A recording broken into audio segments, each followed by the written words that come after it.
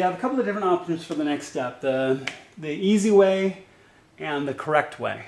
Now, this seal is really important. So this helps keep water out of your compartment, water that can come down between your windowsill and down through your door. You start blowing holes in this or don't seal it well, and you can potentially start to develop leaks into your cabin, start soaking through your carpet because water will be coming through your door. So I've seen people cut this. I think it's a terrible idea. These are not cheap. If you need to replace this whole piece, I've had to do it in an E83 X3, which are famous for these leaking.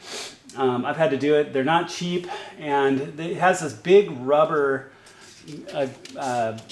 kind of glue material that helps hold it all down all the way around, and it's sealed all the way around.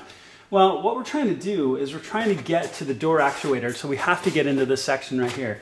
I probably shouldn't even suggest that you could cut this. Obviously you could just cut it because we're going to pull the Torx bolts that hold the actuator in, these three right here, and then back it out of here. That's really not the right way to do it. So what I would suggest is that if it's cold, use a hair dryer and warm this up and peel this back. You're going to have, this is your airbag right here, so be careful with this, by the way. You're going to want to peel this back to a place where you can get complete access to the door actuator right here.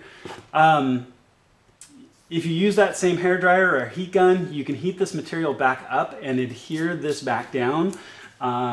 If you can't and you have to replace it, which like I said in an E83, I replaced all of these seals and redid all of this gasket. It's a window gasket like you have for windshields, and you can buy it in big rolls. It comes out in rolls kind of like taffy, and you lay it on there and squish it on and it works. So the real goal here is to really carefully peel this back to a place at least to about the airbag so you can get in.